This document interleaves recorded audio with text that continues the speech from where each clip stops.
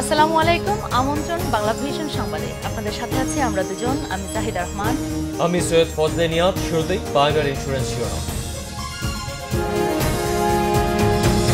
কাল আসছেন মনমোহন সিং। সফরে তিস্তার পানি বন্টন চুক্তি হচ্ছে জানিয়েছেন পররাষ্ট্রমন্ত্রী। ভারতের পররাষ্ট্র সচিব বলেছেন ভিন্ন কথা। মনমোহনের সঙ্গে বেগম জিয়ার আলোচনা হবে দ্বিপাক্ষিক সম্পর্ক নিয়ে।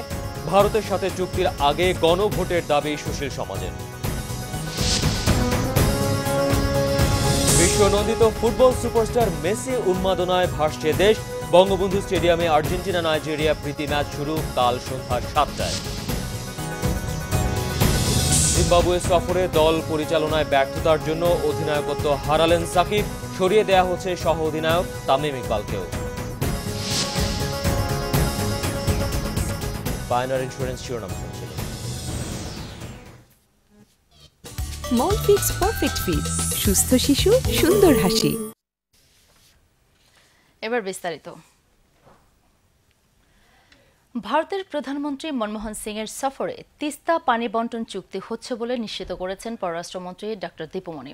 রাতে প্রধানমন্ত্রীর সরকারি বাসভবন গণভবনে বৈঠক শেষে একথা জানান পররাষ্ট্রমন্ত্রী। এর আগে এ সফরে তিস্তার পানি বন্টন চুক্তি হচ্ছে না বলে জানিয়েছিলেন ভারতের পররাষ্ট্র সচিব রঞ্জন মাথাই। তামির রশিদের রিপোর্ট।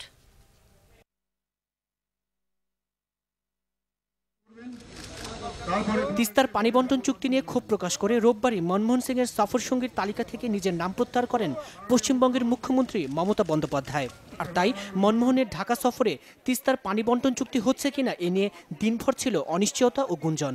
দিল্লিতে ভারতীয় পররাষ্ট্র সচিবের সংবাদ সম্মেলনে দেয়া বক্তব্য এই অনিশ্চয়তাকে আরও জোরদার করে। তিনি জানিয়েছিলেন, মমতার দাবি অনুযায়ী পশ্চিমবঙ্গ রাজ্য সরকারের সাথে আলোচনার পরই এ বিষয়ে চূড়ান্ত সিদ্ধান্ত নেওয়া হবে। তাইমুর রশিদ, বাংলা ভিশন, ঢাকা। এদিকে ভারতীয় প্রধানমন্ত্রীকে স্বাগত জানাতে প্রস্তুত ঢাকা।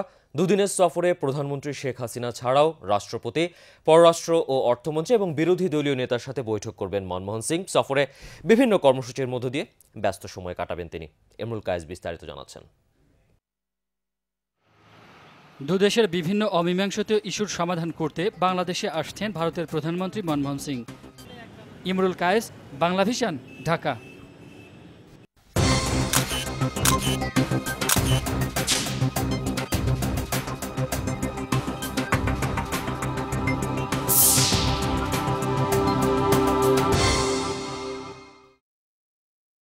দর্শক, ভারতীয় প্রধানমন্ত্রীর ঢাকা সফর সম্পর্কে আলোচনার জন্য আমাদের স্টুডিওতে এসেছেন ঢাকা বিশ্ববিদ্যালয়ের আন্তর্জাতিক সম্পর্ক বিভাগের অধ্যাপক এম শাহিদুজ্জামান। এখন আমরা কথা বলবো তার সাথে। স্যার, ভারতের প্রধানমন্ত্রীর বাংলাদেশ সফর থেকে আসলে আমাদের অর্জন কি হতে পারে? ধন্যবাদ।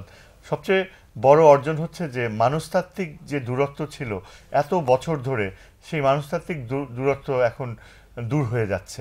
বলতে গেলে যেটাকে আমরা বলি বরফ গলবে, এবং ভবিষ্যতে আমরা দেখতে পাবো যে বাংলাদেশ বাণিজ্যের ক্ষেত্রে ভারতের কাছ থেকে হয়তো অনেক বেশি সহযোগিতা পাবে, যে জেনুইন ইস্যুসগুলো অ্যাড্রেস করা হবে বাংলাদেশ ভারত সম্পর্কের ক্ষেত্রে। এবং আমরা আশা করব যে 3 বিঘা করিডোরে 24 ঘন্টা আমাদের লোক যেতে পারবে। তারপর বর্ডার ডিমার্কেশনের ক্ষেত্রে একটা বাস্তবধর্মী সলিউশন পাওয়া যাবে, এবং দেখা যাবে যে আমরা ভারতের সাথে গণযোগাযোগের মাত্রা এবং সম্পর্ক উন্নয়নের মাত্রা অনেক বেশি বাস্তবসম্মত এবং বন্ধুসুলভ করতে পারবো। স্যার, আপনার কাছ থেকে আশাবাদ শোনা যাচ্ছে। তো এখন তিস্তার পানি বন্টন চুক্তি নিয়ে একটা পরস্পর বিরোধী বক্তব্য পাওয়া যাচ্ছে, দুপক্ষ দুরকম কথা বলছে। তো এই বিষয়টি ঠিক কোন দিকে যাচ্ছে একটু বলবেন?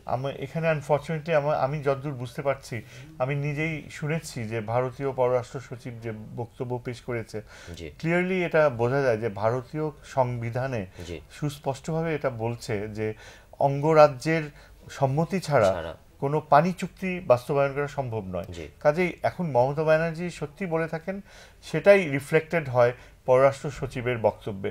তাদের পররাষ্ট্র সচিব যেভাবে যেটা বলেছে, সেখানে এটা স্পষ্ট যে সরাসরি বাংলাদেশকে তো আর বলবে না যে এই চুক্তি হতে পারে না। আমরা আশাবাদী হয়ে আছি, কিন্তু হয়তো আগামী 24 ঘন্টার ভিতরে এমন কিছু হয়তো উদ্ভব হতে পারে, হয়তো বা 25% পানিতেই হয়তো বাংলাদেশকে তুষ্ট হতে হবে, যেটা হয়তো মমতা ব্যানার্জির কাছে অ্যাকসেপ্টেবল হতে পারে। এইটুকু ফ্লেক্সিবিলিটি। কিন্তু মূল কথা হচ্ছে যে ভারতীয় সংবিধানের বাস্তবতা, যে আপনি চুক্তি হয়তো সই করতে পারেন, কিন্তু যদি মমতা ব্যানার্জি সেটা অ্যাপ্রুভ না করে তাহলে পানি পাওয়ার কোনো আশাই নেই। এটাই বাস্তবতা। এম শাহিদুজ্জামান, আপনাকে অসংখ্য ধন্যবাদ আমাদের স্টুডিওতে এসে সময় দেওয়ার জন্য। আমিও আপনাকে ধন্যবাদ জানাই আমাকে সুযোগ দেওয়ার জন্য। জি, ধন্যবাদ।